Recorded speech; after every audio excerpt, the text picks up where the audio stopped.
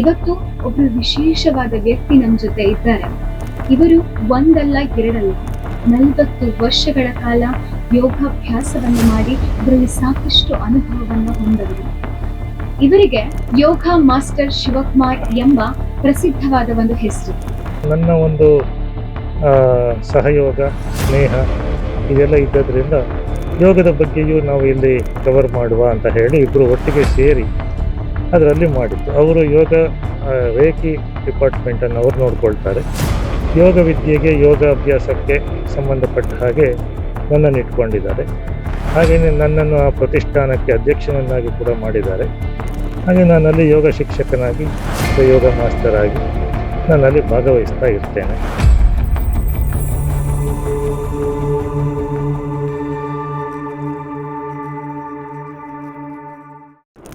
Hi hello ನಮಸ್ಕಾರ ನನ್ನ ಪ್ರೀತಿಯ ವೀಕ್ಷಕರೇ, ನಾನು ನಿಮ್ಮ ಮನೆಮಗಳು ಚಂದ್ರಿಕಾ ಕುಂದಾಪುರ.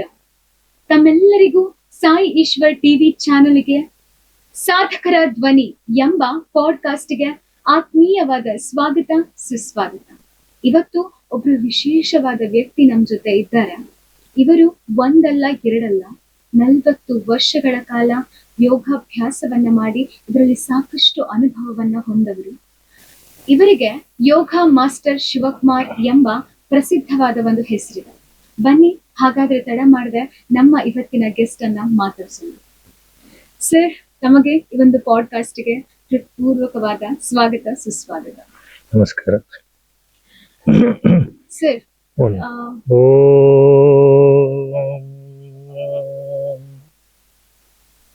ಯೋಗಾತ್ ಪರತರಂ ಪುಣ್ಯಂ ಯೋಗಾತ್ ಪರತರಂ ಶಿವಂ ಯೋಗಾತ್ ಪರತರಂ ಸೂಕ್ಷ್ಮಂ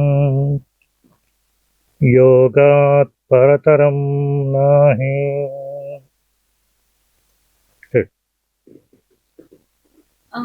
ತಾವು ಯೋಗದಲ್ಲಿ 40 ವರ್ಷಗಳ ಕಾಲ ಒಂದಲ್ಲ ಎರಡಲ್ಲ ಕಂಟಿನ್ಯೂ ಆಗಿ ಇದರಲ್ಲಿ ಒಂದು ಸಾಧನೆಯನ್ನ ಮಾಡಿದ್ದೀರ.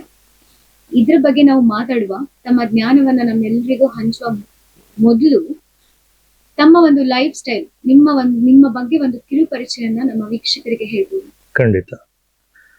ನಾನು ನನ್ನ ಬಗ್ಗೆ ಹೇಳಿಕೊಳ್ಳುವ ಮೊದಲು ನಾನು ಇಲ್ಲಿಗೆ ಯಾವುದರಿಂದ ಅಂದರೆ ಯಾವ ಮೂಲದಿಂದ ಬಂದೆ ಅದರ ಬಗ್ಗೆ ಸ್ವಲ್ಪ ಹೇಳಿಕೊಂಡು ಆಮೇಲೆ ನನ್ನ ವಿಷಯ ಸ್ವಲ್ಪ ಹೇಳಿಕೊಳ್ತೇನೆ. ನಾನು ಈಗ ಗುರುಕೃಪಾ ಯೋಗ ವಿದ್ಯಾ ಪ್ರತಿಷ್ಠಾನ ಅಂತ ಉಡುಪಿಯ ಚಿಟ್ಪಾಡಿಯಲ್ಲಿ ಒಂದು ಸಂಸ್ಥೆ ಇದೆ. ಅದನ್ನು ಸತೀಶ್ ಶೇಟ್ ಅನ್ನುವಂಥ ಅವರು ಸ್ಥಾಪನೆ ಮಾಡಿದರು.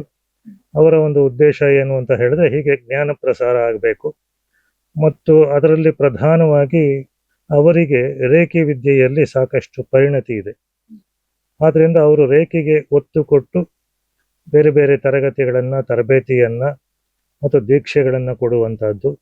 ಜನರಿಗೆ ಕಾಯಿಲೆ ಕಸಾಲೆ ಬಂದಾಗ ಹೆಚ್ಚು ಶಸ್ತ್ರಚಿಕಿತ್ಸೆ ಇಲ್ಲದೆ ಖರ್ಚಿಲ್ಲದೆ ಮಾಡುವಂಥ ಒಂದು ರೇಖಿ ಸಿಸ್ಟಮನ್ನು ಅವರು ಕಲ್ತುಕೊಂಡ್ರು. ನಂತರದಲ್ಲಿ ಅವರು ಸಾಕಷ್ಟು ಶಿಷ್ಯಂದಿರನ್ನು ಕೂಡ ಬೆಳೆಸ್ಕೊಂಡ್ರು. ಅವರು ಹೆಚ್ಚಾಗಿ ತರಬೇತಿ ಕೊಡ್ತಾರೆಯೇ ಹೊರತು ಟ್ರೀಟ್ಮೆಂಟ್ ಕೊಡುವುದಿಲ್ಲ. ತುಂಬ ಗಂಭೀರ ಸಂದರ್ಭಗಳಲ್ಲಿ ಮಾತ್ರ ಅವರು ಅಲ್ಲಿ ರೇಖಿ ಟ್ರೀಟ್ಮೆಂಟನ್ನು ಕೊಡ್ತಾರೆ. ಇಲ್ಲದೆ ಇದ್ರೆ ಅವರು ಹೆಚ್ಚಾಗಿ ನೀವೇ ಕಲ್ತ್ಕೊಳ್ಳಿ, ಮನೆಯಲ್ಲಿ ನೀವೊಬ್ಬರು ಕಲ್ತ್ಕೊಂಡ್ರೆ ಮನೆಯವರೆಲ್ಲ ಕೂಡ ಉಪಯೋಗ ಆಗ್ತದೆ, ಇಲ್ಲಿಗೆ ಬರೋದಾದ್ರೆ ನಿಮ್ಗೆ ಒಬ್ಬರಿಗೆ ಮಾತ್ರ ಉಪಯೋಗ ಆಗ್ತದೆ ಅನ್ನುವ ಒಂದು ವಿಶಾಲ ದೃಷ್ಟಿಯಿಂದ ಅವರು ತರಬೇತಿಗೆ ಹೆಚ್ಚು ಪ್ರಾಧಾನ್ಯತೆ ಕೊಡ್ತಾರೆ. ಹಾಗೆ ವಿಶೇಷ ಸಂದರ್ಭ ಇದ್ದಾಗ ಮಾತ್ರ ಅವರೇ ಸ್ವತಃ ಹೇಲ್ ಮಾಡ್ತಾರೆ. ಹೀಗೆ ಮತ್ತು ಅದರ ಜೊತೆಯಲ್ಲಿ ನನ್ನ ಒಂದು ಸಹಯೋಗ ಸ್ನೇಹ ಇದೆಲ್ಲ ಇದ್ದದ್ರಿಂದ ಯೋಗದ ಬಗ್ಗೆಯೂ ನಾವು ಇಲ್ಲಿ ಕವರ್ ಮಾಡುವ ಅಂತ ಹೇಳಿ ಇಬ್ಬರು ಒಟ್ಟಿಗೆ ಸೇರಿ ಅದರಲ್ಲಿ ಮಾಡಿದ್ದು. ಅವರು ಯೋಗ ರೇಖಿ ಡಿಪಾರ್ಟ್ಮೆಂಟನ್ನು ಅವ್ರು ನೋಡ್ಕೊಳ್ತಾರೆ. ಯೋಗ ವಿದ್ಯೆಗೆ ಯೋಗ ಅಭ್ಯಾಸಕ್ಕೆ ಸಂಬಂಧಪಟ್ಟ ಹಾಗೆ ನನ್ನನ್ನು ಇಟ್ಕೊಂಡಿದ್ದಾರೆ. ಹಾಗೆಯೇ ನನ್ನನ್ನು ಆ ಪ್ರತಿಷ್ಠಾನಕ್ಕೆ ಅಧ್ಯಕ್ಷನನ್ನಾಗಿ ಕೂಡ ಮಾಡಿದ್ದಾರೆ. ಹಾಗೆ ನಾನಲ್ಲಿ ಯೋಗ ಶಿಕ್ಷಕನಾಗಿ ಅಥವಾ ಯೋಗ ಮಾಸ್ಟರ್ ಆಗಿ ನಾನಲ್ಲಿ ಭಾಗವಹಿಸ್ತಾ ಇರ್ತೇನೆ. ಇದು ಆ ಸಂಸ್ಥೆಯ ಒಂದು ಪರಿಚಯ. ಆದರೆ ನನ್ನ ಪರಿಚಯ ಹೇಳಬೇಕು ಅಂದರೆ, ನಾನು ಬೆಂಗಳೂರಿನ ಹತ್ತಿರದ ಒಂದು ದೊಡ್ಡಬಳ್ಳಾಪುರ ಅನ್ನುವ ಒಂದು ಇದರಲ್ಲಿ ಊರಿನಲ್ಲಿ ಜನ್ಮ ತಳೆದವನು. ಆಮೇಲೆ ಉದ್ಯೋಗಾರ್ಥವಾಗಿ ಶಿವಮೊಗ್ಗಕ್ಕೆ ಹೋಗಿದ್ದೆ. ಅಲ್ಲೊಂದು 2 ವರ್ಷ ಪೋಸ್ಟಲ್ ಡಿಪಾರ್ಟ್ಮೆಂಟಲ್ಲಿದ್ದೆ. ಆಮೇಲೆ ನಾನು ಸಿಂಡಿಕೇಟ್ ಬ್ಯಾಂಕಿಗೆ ಪ್ರವೇಶ ಸಿಕ್ಕಿತು. ಸೊ ಸಿಂಡಿಕೇಟ್ ಬ್ಯಾಂಕಿಗೆ ಪ್ರವೇಶ ಅಂತ ಹೇಳಿದ್ರೆ ಮಣಿಪಾಲಕ್ಕೆ ಪ್ರವೇಶ ಆದಂಗಾಯಿತು.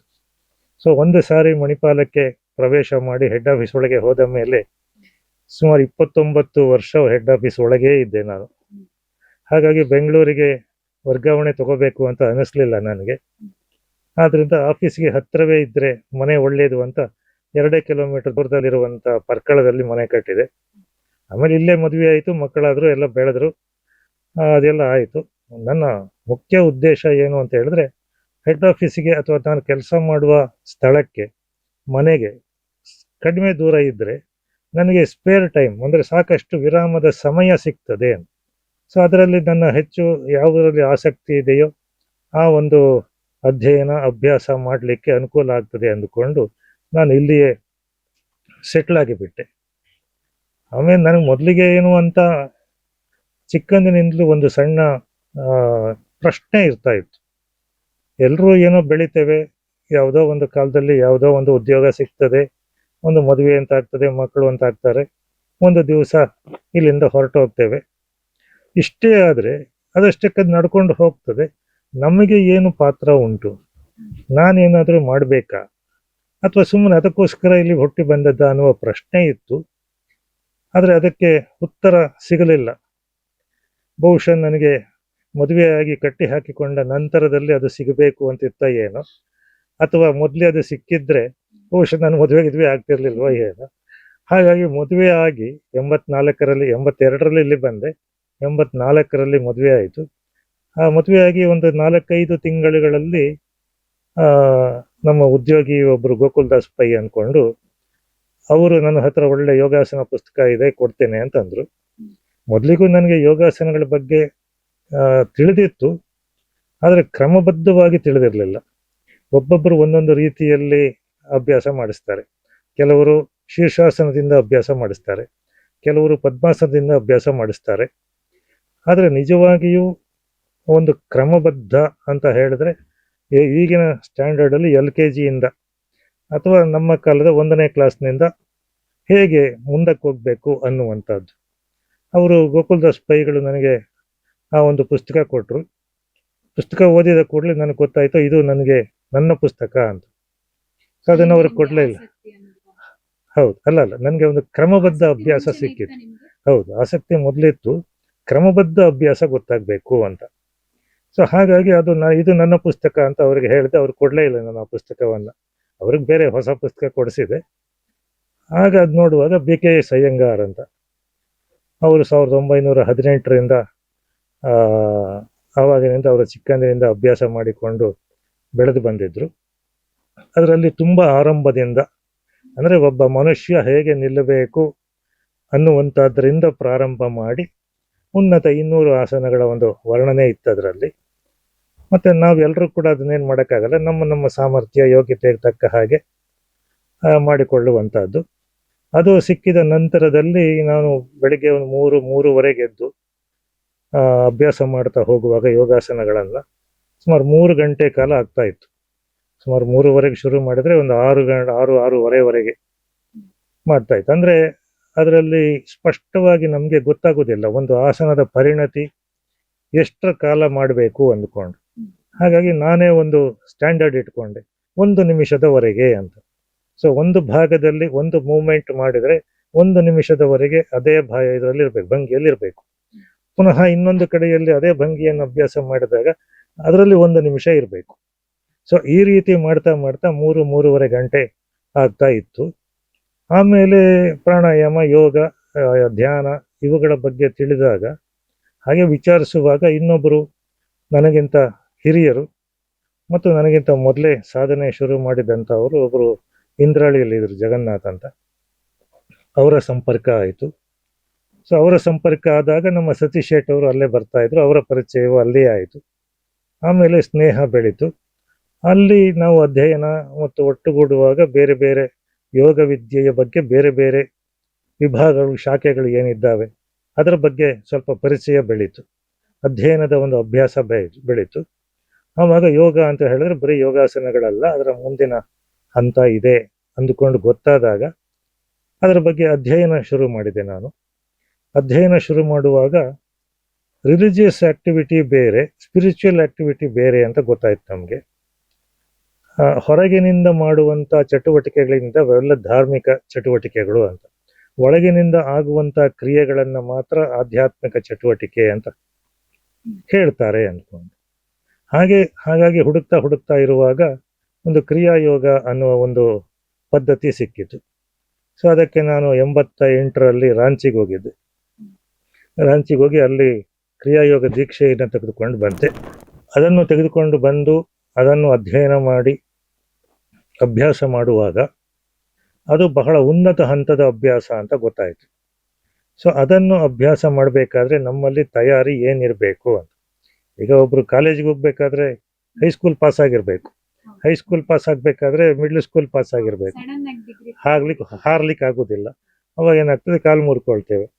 ಸೊ ಹಾಗಾಗಿ ಅದನ್ನು ಅಧ್ಯಯನ ಮಾಡ್ತಾ ಬರುವಾಗ ಒಂದು ವಿಷಯ ಗೊತ್ತಾಯಿತು, ಅಂತ ಒಂದು ಉನ್ನತ ಅಭ್ಯಾಸವನ್ನು ಮಾಡಬೇಕಾದ್ರೆ ನಮ್ಮಲ್ಲಿ ಸಮಾಧಿ ಇರಬೇಕು ಅಂತ. ಸಮಾಧಿ ಪ್ರಜ್ಞೆ. ಹೆಚ್ಚಾಗಿ ಜನಸಾಮಾನ್ಯರಲ್ಲಿ ಸಮಾಧಿ ಅಂತ ಹೇಳಿದ್ರೆ ಮಣ್ಣಡಿಯಲ್ಲಿ ಹೂತಾಕೋದನ್ನೇ ಸಮಾಧಿ ಅಂತ ಅಂದುಕೊಳ್ತಾರೆ. ಹಾಗೆ ಅಲ್ಲಿಗೆ ಹೋಗಿ ತಗೊಂಡು ಬಂದ ಮೇಲೆ ಅದನ್ನು ಅಭ್ಯಾಸ ಮಾಡುವ ಹಂತ ಯಾವುದು ಅಂತ ಗೊತ್ತಾಯಿತು.